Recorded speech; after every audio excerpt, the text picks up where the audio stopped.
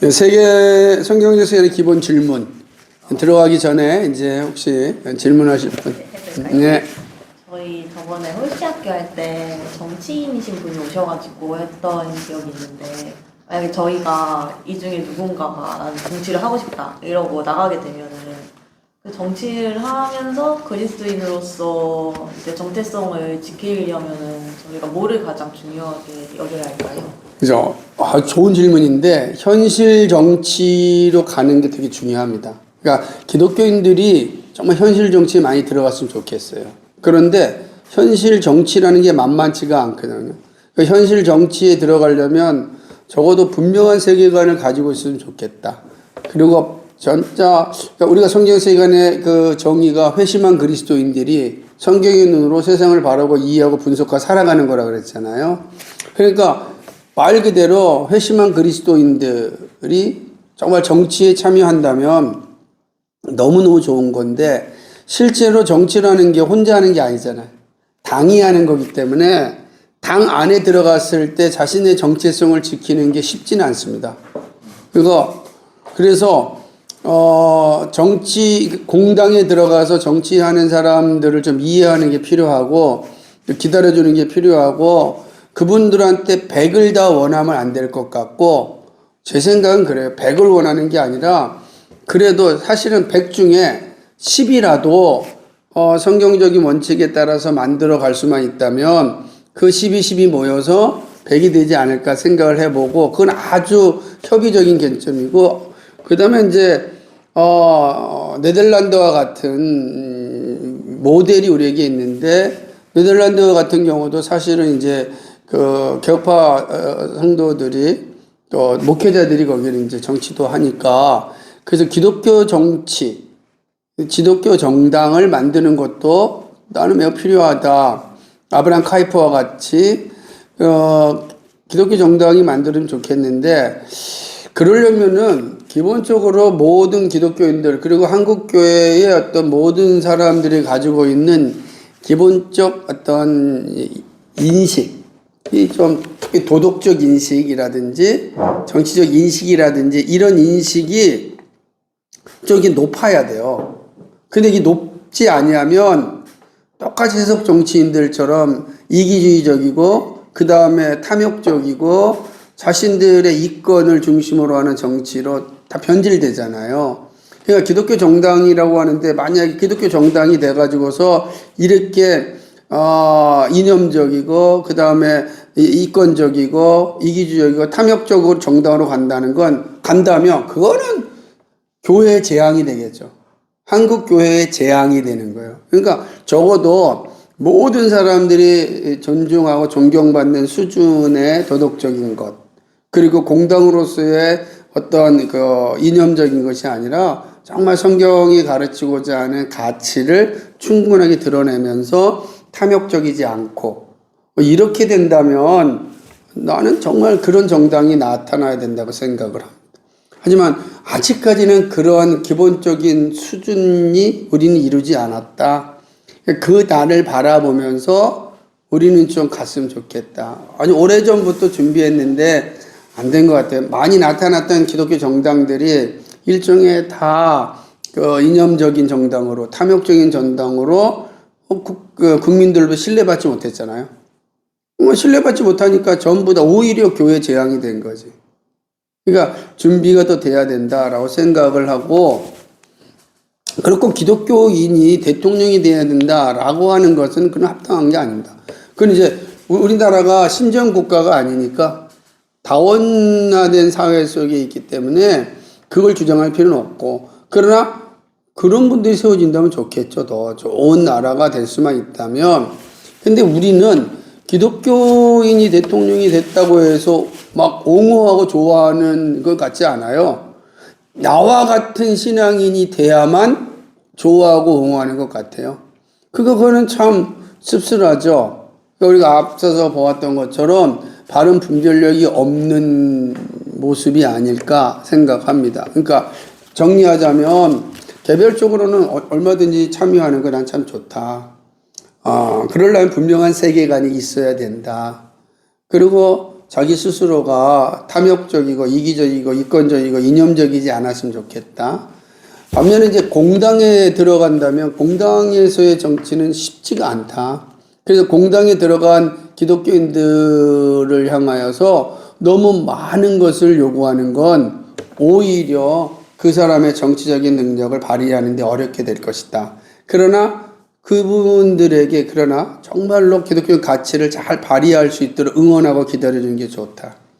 그리고 궁극적으로는 정말 사회적으로 신망받고 믿는 사람이나 믿지 않는 사람이나 저 사람들은 정말 도덕적인 사람이고 정말 훌륭한 이들이다라고 하는 인정을 받을 수 있는 기독교 정당이 만들어진다면 참 좋겠다.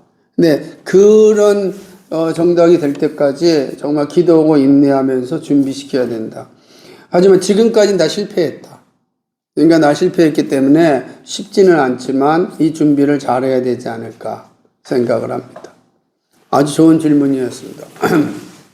네, 또 질문 없죠? 네, 그러면 이제 2장의 세계관의 기본적 질문 한번 들어가 볼까요? 여기 봅니다. 그리스도인들은 왜 죽음을 슬퍼하지 않습니까? 죽음이 슬픈 이유가 무엇입니까? 사랑하는 사람과 영원히 헤어져야 하니까요. 그러면 다시 만날 수 있다면 슬퍼하지 않아도 되지 않습니까? 그건 그렇지요. 그러나 어떻게 만날 수 있습니까? 이미 죽었는데요. 그리스도인은 다시 만날 수 있는 비밀을 알고 있습니다. 그래서 과도한 슬픔에 빠지지 않습니다. 그것이 무엇입니까? 어디에 있습니까? 그러니까 이런 대답은 이게 그러니까 성경의 세계관을 가지고 있는 사람과 갖고 있지 않는 사람의 분명한 차이를 잘 보여주고 있는 겁니다. 그러니까 다시 만날 수 있다라고 하는 이 분명한 소망, 이거는 뭐냐면 꼭뿐만 아니라 이렇게 단순한 대화뿐만 아니라 근대 철학에서도 이 문제는 매우 중요한 요소가 돼요. 칸트 같은 사람도 근대 철학을 일으켰던 그 철학자이지만 그러나 궁극적으로 마지막 심판에 대한 문은 열어놨거든요. 그러니까 이런 것들을 보게 되면 우리는 이 질문에 대하여 어떤 답을 가지고 있느냐가 되게 중요한 세계관에 대한 이해에 있다. 그래서 세계관은 모든 사람이 가지고 있는 기본적인 질문에 대해서 답을 주는 겁니다. 그리스도인이 위대한 것은 바로 이러한 기본적인 질문에 대한 답을 가지고 있기 때문에. 그러니까 그리스도인다움은 분명한 답을 가지고 있는 사람이다. 물론 이 답을 막 강요할 필요는 없지만 나는 그 답을 가지고 있기 때문에 아주 당당하게 살 수가 있죠. 그럼 우리가 언제 삶의 자리에서 흔들리고 어려워질까? 이 답에 대한 의심이 들거나 이 답에 대한 확신이 약해지거나 이 답에 대해서 혼돈이 왔을 때 우리는 막 신앙이 흔들리고 약해지고 세상을 바라보는 그런 어떤 일에 있어서 의심이 가고 그런 거죠. 그래서 이번에 역시 그 앤토니 블루 부활 논쟁 꼭 한번 읽어보세요. 그러니까 첫 부분은 이렇게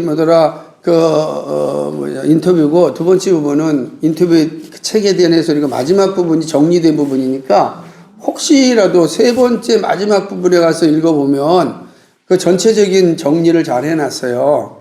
그러니까 앞부분에 대한 인터뷰가 막 이렇게 오고 가면서 이해하지 못한 부분은 마지막 책 뒷부분에 보면 잘 정리가 됐는데 존재하는 신이라는 앤토니 블루라고 하는 정말 대단한 그 철학자거든요. 그 사람이 어쨌든 간에 무신론자에서 이신론자로 왔잖아요. 신론자로 왔다. 그 자체만 해도 엄청난 사건이거든요. 그 다음부터는 그 신이 어떤 신이냐에 대한 논쟁은 그 다음 단계니까. 그래서 우리가 볼 때, 그 책을 잘 읽어본다면, 무신론자들이 가지고 있는 고민, 질문, 그 대에 대해서 우리는 답을 가지고 있다라는 게 얼마나 중요한지 모르죠. 여기서 뭐 나는 어떤 세계관을 가지고 있는가 얘기죠. 우리가 이미 살펴보았듯이 성경적 세계관이라는 것은 항상 기억을 해야 돼요. 회심한 그리스도인들이 성경의 눈으로 세상을 바라보고 이해하는 거다. 그러니까 내가 이 세상을 이해할 때 난 성경의 눈으로 보는데 성경의 눈으로 볼 때 성경에 대한 확신이 있어야 되잖아요. 그걸 회심한 사람만 가지고 있는 거예요. 그러니까 성경관에 대한 확신은 회심한 그리스도. 그러니까 회심했다라는 것은 성경이 가르쳐 주는 것이 진리이고 그것이 하나님의 말씀입니다라는 것을 받은 사람. 왜냐하면 우리는 회심이라는 게 성경의 말씀에 근거하여 이루어지는 거잖아요. 그러니까 그렇기 때문에 성경 말씀에 대한 확신을 가지고 있어야 된다. 그래야지만 그 성경을 통하여서 세상을 바라보고 이해하고 분석하며 살아가는 거예요.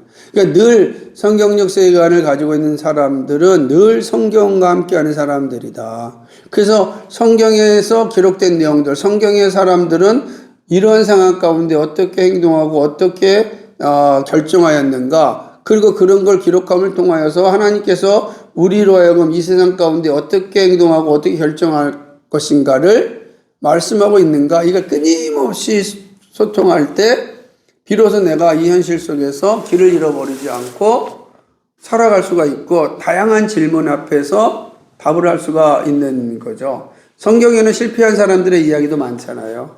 그래서 그런 실패를 통해서 하나님 우리에게 보여주시는 게 뭘까? 그러니까 이런 것들을 끊임없이 살펴봐야만 비로소 내가 온전한 세계관을 가지고 세상 속에 살아갈 수가 있다라고 하는 거죠. 그래서 성경의 세계관은 내가 누구인지를 아주 명확하게 잘 보여주는 그런 길이다. 한번 120페이지 한번 읽어볼까요? 질문에 대한 내용 볼까요? 한번. 맨 위에 보게 되면 그리고부터 시작. 그리고 질문에 대한 정직한 답이 자신의 세계관이다. 질문이 중요한 것은 질문이 자신을 정확하게 알게 해주기 때문이다. 질문이 없으면 자신이 어떤 존재인지, 세상은 어떤 곳인지, 삶의 목적은 무엇인지에 대하여 알 수가 없다. 그러나 질문은 이러한 삶의 문제를 알게 해줍니다. 그래서 사람은 질문을 통하여 진리를 알고 자신을 알아간다고 했습니다. 이에 대하여 성경 세계관의 기초를 잘 볼 수 있는 하버드 대학의 정신과 교수인 아멘드 니콜라이 교수가 쓴 루이스 대 프로이드라는 책은 아주 의미가 있다. 이 책은 무신론자인 프로이드와 무신론자였다가 그리스도인이 된 루이스의 사상을 비교한 책이다. 예, 이 책이 되게 재미있는 책이에요. 그러니까 우리가 알다시 앤토니 플루도 옥스퍼드 대학에 있으면서 그 루이스가 만들었던 클럽이 소크라테스 클럽이란 말이에요.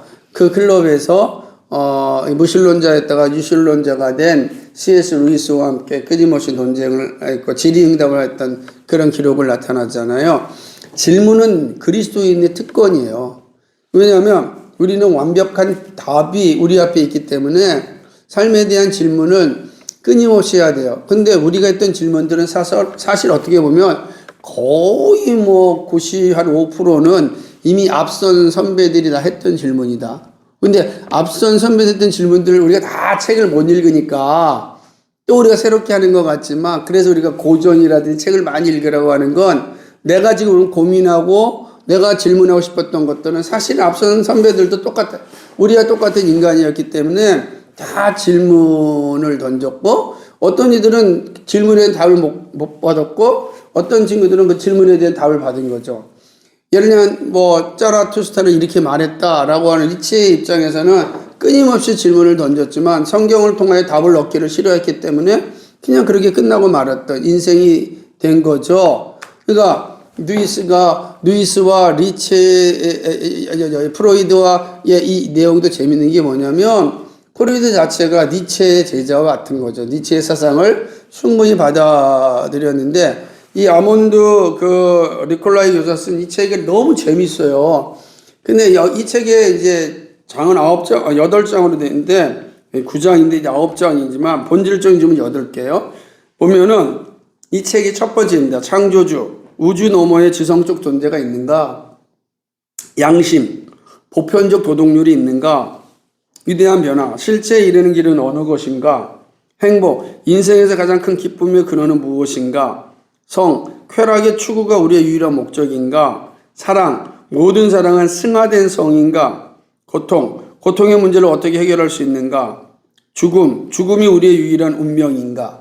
이 8가지, 이 되게 중요한 질문이잖아요. 이게 모든 사람들이 가지고 있는 질문이죠. 나의 근원이 어디에 있는가? 사람의 근원이 어디에 있는가? 생존하는 이 근원이 어디 있는가? 그래서 이 근원의 문제가 어마어마하게 존재하였던 거죠. 그럼 이 근원에 대해서 이론론자들이 가지고 있는 생각이 뭐예요? 한 물질에서 오늘 인간이 생각하는 존재가 나왔다는 거 하잖아요. 유물론자가. 그죠? 유물론자의 핵심이 뭐예요?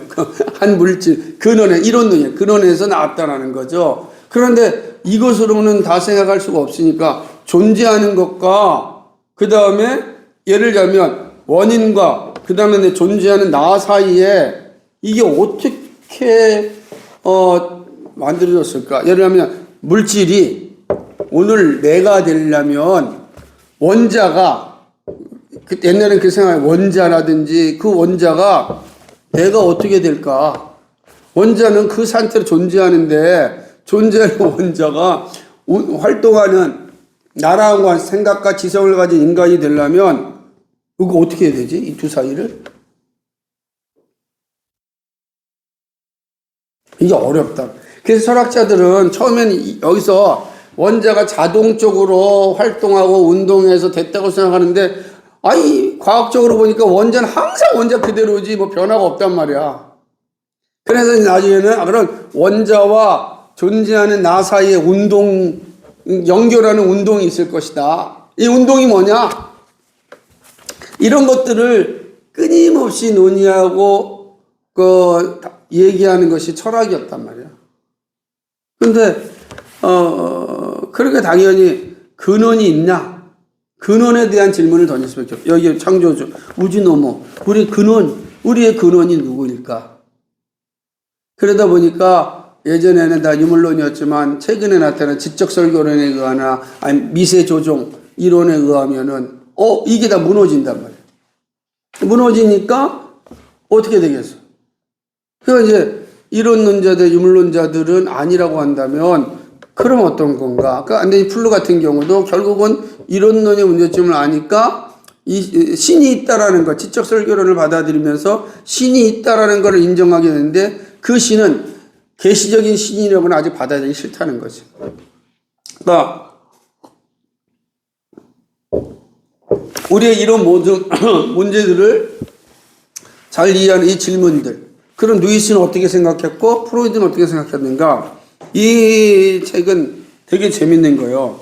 그런데 이 책을 보게 되면 루이스와 프로이드가 누가 더 일관적인 삶을 살았고 누가 더 행복한 삶을 살았는가 생각해 보면 우리가 상식으로 알 수 있는데 특별히 이제 그의 마지막 프로이드와 루이스의 마지막의 삶의 모습에서 이 장면을 볼 수 있는데 프로이드는 죽기 하루 전에 발자쿠의 소설 파멸의 가족을 읽었어.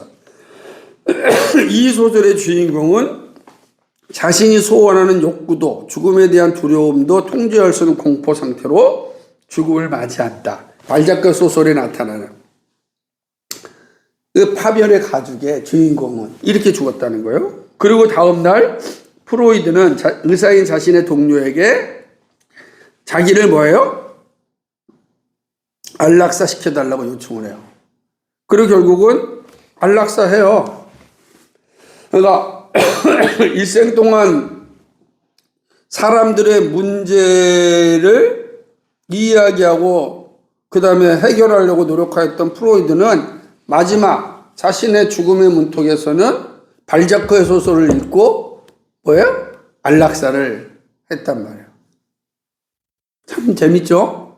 반면에 C.S. 루이스는 어떻게 됐는가? 이렇게 얘기합니다. 루이스는 나콜로의 위험한 관계를 읽었습니다. 죽기 전에 책을 읽는 것도 독특하죠? 네? 전기에 나와 있는 거예요. 그리고 인간의 본성에 관하여 아주 세밀하게 지적한 책인데 그리고 얼마 후 세상을 떠났다. 루이스의 마지막 유언이 이겁니다. 이 세상에 보냄받아 해야 할 일을 다 마쳤고 이제 난 갈 준비가 돼 있어. 안락사와 마지막에 그냥 안락사 하는 사람과 이제 나는 이 세상에 보냄받은 소명을 다 감당하였고 이제 갈 준비가 됐다. 여러분 이게 그러니까 프란 셰퍼도 똑같이 고백을 해요. 하나님, 이 땅에서 제가 할 일을 다 했습니다. 이제 저를 받아주십시오. 그러니까 소명, 부르심이 확신한 사람들은 삶의 마지막 순간에 가장 아름답게 빛나는 거예요. 우리가 알기는 누구죠?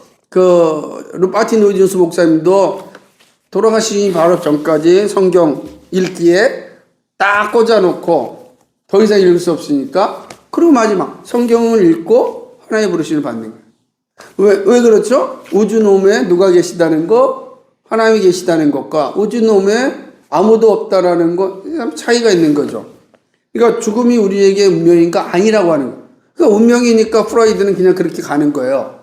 그런데 뭐예요? 우리는 죽음은 뭐예요? 하나님 나라로 가는 여행이란 말이에요. 왔으니 돌아가는 거란 말이에요. 우리가 이 땅에 왔잖아요. 그리고 이 땅에 우리가 할 일 다 마쳤으니 할 일 마치면 돌아가야죠. 여러분 직장에서 일하다가 마치면 집으로 와야 되잖아요. 똑같다는 그 인생. 그러니까 그런 유비예요. 우리가 살다가 할 일을 마치면 이제 집으로 가는 거예요. 우리가 이 땅에서 인생이라고 하는 일을 마치면 집으로 가는 거예요. 자연스러운 거란 말이에요. 그러니까 우리 죽음이라는 건 뭐예요? 집으로 가는 거예요. 집으로 다시 들어가는 거예요. 이게 이때 살아가는 삶의 자세와 다르다라는 거죠. 그러니까 이 질문에 대해서 좀 더 확장된 질문은 뭐냐면 이겁니다. 우주는 어떻게 만들어졌는가? 우주는 우연으로 만들어졌는가? 아니면 지적인 존재에 의해 만들어졌는가? 비인격적인 존재에서 인격적인 존재가 나오는 것은 가능한가? 불가능한가? 물질에서 인격적인 게 나올 수 있겠느냐? 이게 어려운 거예요. 원자에서 인격이 나올 수 있겠는가? 이게 어렵단 말이에요. 그러려면은 여기 안에 뭔가 운동이 있어야 된단 말이에요. 원자가 인격이 되는 운동이 있어요. 그게 뭐지? 이 모르니까 끊임없이 이제 나오니까 그러다 보니까 사원소가 있고 뭐 고대로부터 시작해서 나타나는 현상들인데 우리는 그렇게 보지 않죠. 그러니까 인격에서 인격이 나온다. 이게 이제 그러니까 이런 질문들에 대한 고민들 또 뭐죠? 나는 누구인가? 나는 어떠한 존재라고 생각하는가? 하나님의 형상으로 창조된 인격적 존재인가? 아니면 DNA 배열에 불과한 물질인가? 우리는 이런 존재에 대해서 묻는 거란 말이에요. 여러분 이 질문에 대해 답을 해야 돼요. 누구든지. 세 번째는 고난의 이유는 무엇인가?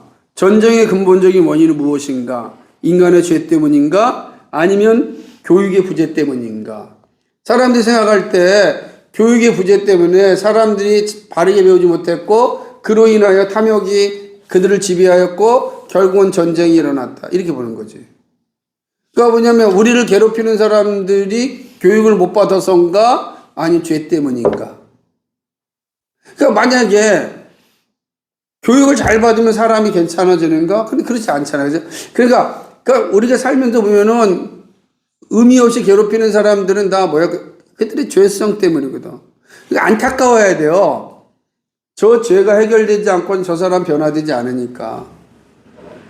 우리가 만나는 모든 사람들은 그 죄가 변화되지 않는 한 죄의 지배를 받고 있는 사람이지.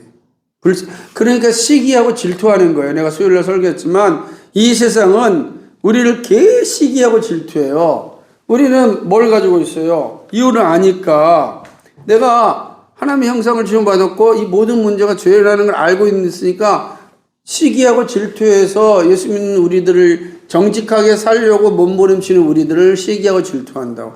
그 어떻게든지 간에 교회에 조그만 문제만 생기면 마치 이리 때처럼 달려들어서 뜯어먹는 거지. 그게 세상이야. 다른 종교가 그렇게 하지 않아요. 교회만 그래. 왜? 그래 알거든. 본질적으로 이 세상에 대한 정말 지배권이 누구에게 있다는 거 하나님에게 있다는 그러니까 무의식적으로 아는 거야. 막 뜯어먹는 거야. 그러니 예수 믿고 뜯어먹는 세상 속에서 살아남으려면은 보통 준비가 돼 있지 않으면 안 된다. 근데 그 준비라는 게 대단한 권력을 갖는 것이 아니라 뭐죠? 분명한 세계관을 가지고 있어야 되는 거예요. 안타까워요. 저 때문에. 안타까워지면은 상대방이 말하는 게 아주 측은하게 느껴져요. 측은한. 그럼 이기는 거예요. 그렇다는 거죠. 그 다음에 뭐죠? 4번. 분명한 회심이 없으면 그리스도인을 말할 수 없는가? 교회를 다닌 거는 충분하지 않은 것인가? 이런 분명히, 여러분, 회심과 그리스도인은 동일하여요. 그죠? 삶의 목적이 어디에 있는가? 개인적인 부와 명예를 위한 것인가? 아니면 열심히 해서 남을 도와주기 위함인가? 뭐, 너무 단순한 질문이지만, 여러분에게 목적이 어디 있냐? 왜 공부하느냐라고 할 때 모습이죠. 죽음은 왜 오는 것이며, 두려운 이유는 무엇인가? 죽음은 자연의 순리인가? 죄의 결과인가? 죽음은 소멸인가? 끝없는 윤회인가? 죽음 이후에는 심판이 있는가? 방황이 있는가? 이 마지막 질문이 뭐냐면, 동양에서는 죽음에 방황이 있다고, 구천을 방황한다 그래요. 근데 우리는 그러지 않죠? 죽음 이후에는 심판이 있고, 심판 이후에는 영원한 생명과 영원한 형벌로 끝나요. 방황이 없어요. 형벌과 영생으로 딱 끝나지 무슨 방황하나 또 옵니까? 그 제사 드릴 필요가 없는 거예요. 방황, 그건 우리의 그냥 간절함 뿐이지. 한 번 부모님을 생각하고 싶은데 그냥 생각이 안 되니까 돌아온다. 방황하다가 이날 온다. 그럼 부모가 측은히 여겨지잖아요. 그죠? 측은히 여겨지니까 뭐예요? 밥이라도 많이 좀 만들어 놓고 숟갈도 꽂아 놓고 그러는 거. 그래서 제사상에 밥은 항상 고봉이에요. 아니, 영이 무슨 밥을 먹습니까? 말도 안 되니까 그냥 우리의 마음만 그런 거예요. 그죠? 우리의 마음만. 왜 그렇게 사람들이 가지고 있는 거죠? 트랜스젠더에 대해 어떻게 생각하는가? 잘못된 탄생을 바로잡는 것이므로 문제가 없다는 게 맞는 걸까? 아니면 하나님의 창조 질서를 거역하는 죄가 분명하고. 질문을 던져야죠. 그죠? 하나님은 남성과 여성으로 졌는데 트랜스젠더 한다? 근데 사람이 뭐라 그래? 나는 본래 여성이었다. 아니면 요즘처럼 페미니즘이 얘기하듯이 나는 여성 몸에 갇힌 남성이다. 남성 몸에 갇힌 여성이다. 이렇게 주장하는 게 그게 바람직한가? 아니면 죄의 결과인가? 이거는 우리는 성경의 가르침에 따라서 이야기를 해야 돼요. 그러면 우리는 성경 죄의 결과라고 하면 그 사람에 대해서 어떤 마음을 갖게 돼요? 측은한 마음을 갖게 되는 거죠. 비판하고 그 다음에 이렇게 재단하고 그런 게 아니잖아요. 우리의 마음에 측은한 거죠. 그리고 안타까워하는 마음이 있는 거죠. 그거를 드러낼 필요는 없어요. 그러나 우리의 마음은 그런 거죠. 그 다음에 동성애와 동성애자를 어떻게 이해해야 하는가? 선천적인가? 아니면 하나의 질병인가? 배타적이어야 하는가? 기다려줘야 하는가? 이 질문에 대한 답을 가지고 있어야 되는 거지. 그렇잖아요. 우린 동성애자 오면 되게 어려워요. 기다려줘야 되는 거죠. 교회가 어려운 게 뭐냐면 화장실 어떻게 쓸 것인가? 쉽지가 않아요. 되게 어려운 문제들이 산적하게 쌓여 있어요. 단 하나의 말, 우리가 받아들인다고 해서 쉽게 결정할 수 있는 문제가 아닌 게 너무 많아요. 그렇다고 교회가 여기다가 그런 걸 또 만들 수는 없잖아요. 되게 쉬운 게 아니에요. 그러나 쉽지 않으니까 배타적이어야 되는가? 이게 어렵단 말이에요. 그러니까 그런 기독교인은 이 질문에 대하여서 성경이 무엇이라 말하는가? 죄는 분명하지만 죄인은 하나님 원하신 게 뭐예요? 나는 악인이 멸망하는 것을 원하지 않고 그가 악에서 떠나 하나님의 나라로 돌아오는 거 원하신다 그러지. 기다려줘야 되는 이 준비를 해야 되는데 쉽지가 않아요. 이거는 우리가 전체 교회가 성경적 세계관을 잘 무장되지 않으면 절대 불가능합니다.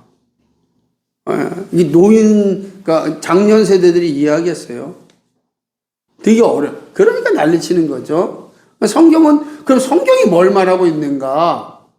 이런 것들을 끊임없이 질문해야 되죠. 9번째, 결혼의 목적은 무엇인가? 조건에 따른 든든한 삶을 유지하기 위한 수단이나 권태로운 삶의 활력을 갖기 위해서인가? 아니면 하나님의 명령을 가기 위함이자 인간에게 마련해준 세상의 즐거움인가? 하나님의 영광을 위한 거 교회. 그러니까 여러분이 결혼이라고 하는 거, 우리가 함께 만나서 하나님을 영화롭게 하는데 만족한다면 나머지 부분들은 많이 다운될 수가 있어요. 그런데 그것이 아니고 하나님의 영광이라고 하는 큰 가치가 사실은 중심이 되지 않으면 다른 가치들이 가장 높아지기 때문에 어려운 거예요. 그러니까 좀 이 하나님의 영광을 위하여 함께 할 수 있는가? 이 사람이 나와 함께 하나님의 영광을 위하여 함께 할 수 있는가를 한번 생각해 보는 게 되게 중요하다는 거지. 나는 최근에 보니까 얼마 전에도 봤는데 아니 나와 함께 하는 목사님인데 한번 우리 교회도 한번 부르긴 해야 될 텐데 이 목사님을 보니까 키가 나보다 작아요. 그런데 자녀들은 다 180이야. 이게 여러분 걱정하지 말라는 뜻이. 물론 이제 작은 사람도 있겠지만, 그러니까 그런 것들이 내가 작으니까 다음 세도 작다 이렇게 생각하는 건 또 넌센스도 있겠다. 물론 이제 사모님이 뭐 좀 기럭지가 있으니까 그런지 모르겠지만, 그러니까 여러 차원들이 있다. 내가 볼 때는 키 작은 사람들은 대부분 잠도 안 자고 안 먹어서 그래요. 이런 일반적 오류를 범하면 안 됩니다. 그러니까 어쨌든 간에 이런 목적들에서 내가 결혼이라는 게 어디에 있는가를 찾는 게 되게 중요하지. 그러면 다른 조건들이라는 게 조건들을 갖지 말라는 게 아닙니다. 조건을 가져야 되지만 줄여야 필요가 있다. 내가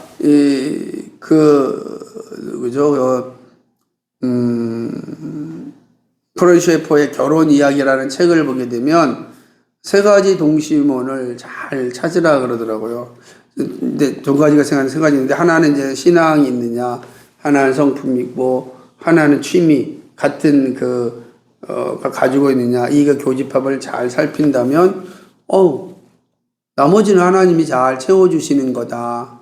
그러니까 우리가 그런 생각들을 한번 잘 해볼 필요가 있지 않을까. 그러니까 나의 100%가 없잖아요. 교집합이 필요하지. 교집합이. 근데 이제 그것도 결혼이 어떤 거에 되는 거죠. 이 질문들 이게 되게 중요한 질문들이다. 그렇죠? 그래서 이러한 질문들에 대한 답을 어디서 찾아야 된다고요? 성경을 통해 찾아야 된다. 그러려면 이제 성경의 구조를 아는 게 필요하겠지. 성경은 도대체 이런 질문에 대해 어떤 답을 주고 있는가? 근데 우리 성경을 처음부터 끝까지 다 읽는 책으로 줬지만 또 반면에 성경은 이런 큰 틀에 대한 매우 중요한 구조를 또 우리에게 가르쳐주고 있다. 명시적으로 보여주는 구조니까 그 구조 속에서 우리는 이 질문에 대하여서 우리 스스로 답을 가지고 그리고 이 답을 가졌으면 그 답대로 살면 돼요. 이것이 이제 중요한 질문이고 이제 그 구조 원리는 3장에서 이제 살펴보도록 하겠습니다. 예, 이상입니다.